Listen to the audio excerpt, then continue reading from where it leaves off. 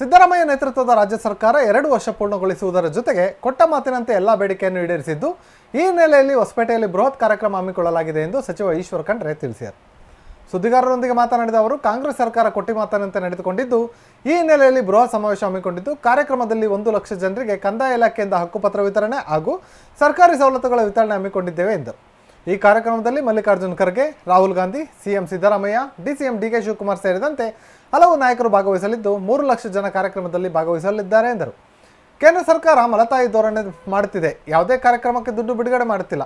ನಾವು 5 ಲಕ್ಷ ಕೋಟಿ ತೆರಿಗೆ ಪಾವತಿ ಮಾಡಿದರೂ ನಮಗೆ ಬರುವುದು ಕೇವಲ 50,000 ಕೋಟಿ ಮಾತ್ರ. ಅದು ಸರಿಯಾದ ಸಮಯಕ್ಕೆ ಬರುತ್ತಿಲ್ಲ ಎಂದರು. ಇನ್ನು ಪಂಚಪೀಠಗಳು ಹೊಂದಿಕೊಂಡಿರುವುದು ಬಹಳ ಸಂತೋಷವಾಗಿದೆ. ಈ ವಿಷಯಕ್ಕೆ ನಾನು ಶಾಮನೂರು ಶಿವಶಂಕರಪ್ಪನವರಿಗೆ ಧನ್ಯವಾದ ಹೇಳ್ತೀನಿ ಎಂದರು. ಇವತ್ತು ದಾವಣಗೆರೆಗೆ ಬಂದಂಥ ಉದ್ದೇಶ, ಬರುವ 20ನೇ ತಾರೀಕಿಗೆ ನಮ್ಮ ಸರ್ಕಾರ 2 ವರ್ಷ ಪೂರೈಸ್ತಾ ಇದೆ. ಈ 2 ವರ್ಷದಲ್ಲಿ ನಾವೇನು ಸಾಧನೆ ಮಾಡಿದ್ದೇವೆ, ಕೊಟ್ಟ ಮಾತಿನಂತೆ ನಡೆದಿದ್ದೇವೆ, ಎಲ್ಲ ಭರವಸೆಗಳನ್ನು ಈಡೇರಿಸಿದ್ದೇವೆ.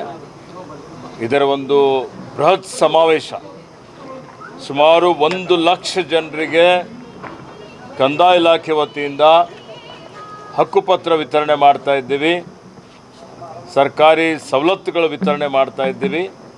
ಹಾಗೂ ಈ ಕಾರ್ಯಕ್ರಮಕ್ಕೆ ಭಾರತೀಯ ರಾಷ್ಟ್ರೀಯ ಕಾಂಗ್ರೆಸ್ನ ಅಧ್ಯಕ್ಷರಾದಂಥ ಮಾನ್ಯ ಮಲ್ಲಿಕಾರ್ಜುನ್ ಖರ್ಗೆಜಿಯವರು, ನಮ್ಮ ಲೋಕಸಭೆ ಪ್ರತಿಪಕ್ಷ ನಾಯಕರಾದಂಥ ಮಾನ್ಯ ರಾಹುಲ್ ಗಾಂಧೀಜಿಯವರು, ಮತ್ತು ನಮ್ಮೆಲ್ಲರ ನೆಚ್ಚಿನ ಮುಖ್ಯಮಂತ್ರಿಗಳಾದಂಥ ಶ್ರೀ ಸಿದ್ದರಾಮಯ್ಯಜಿಯವರು, ಮಾನ್ಯ ಡಿ ಕೆ ಶಿವಕುಮಾರ್ಜಿಯವರು ಮತ್ತು ನಮ್ಮ ಸಚಿವ ಸಂಪುಟದ ಇತರ ಎಲ್ಲ ಸಚಿವರು, ಪದಾಧಿಕಾರಿಗಳು, ನಮ್ಮ ಕಾರ್ಯಕರ್ತರು ಎಲ್ಲರೂ ಭಾಗವಹಿಸ್ತಾ ಇದ್ದಾರೆ. ಈ ಕಾರ್ಯಕ್ರಮ ಹೊಸಪೇಟೆಯಲ್ಲಿ ಆಯೋಜನೆ ಮಾಡಲಾಗಿದೆ. ಸುಮಾರು 2 ಲಕ್ಷದಿಂದ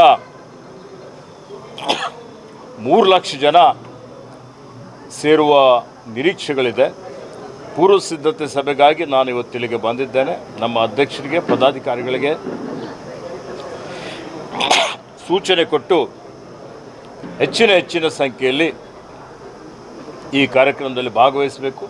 ಇವತ್ತು ನಮ್ಮೆಲ್ಲರ ನೆಚ್ಚಿನ ನಾಯಕರಾದಂಥ ಮಾನ್ಯ ಶಾಮನೂರು ಶಿವಶಂಕರಪ್ಪ ಸಾಹೇಬರ ಅಧ್ಯಕ್ಷತೆಯಲ್ಲಿ ಎಲ್ಲ ಪಂಚಪೀಠಾಧೀಶ್ವರರು ಒಂದು ಕಡೆ ಸೇರಿದ್ದು, ಇಡೀ ಪಂಚಪೀಠಾಧೀಶ್ವರರ ಎಲ್ಲ ಅವರ ಅಭಿಮಾನಿಗಳಿಗೆ, ಅವರ ಭಕ್ತರಿಗೆ ಭಾಳ ಸಿಹಿ ಸುದ್ದಿ ಆಗಿದೆ.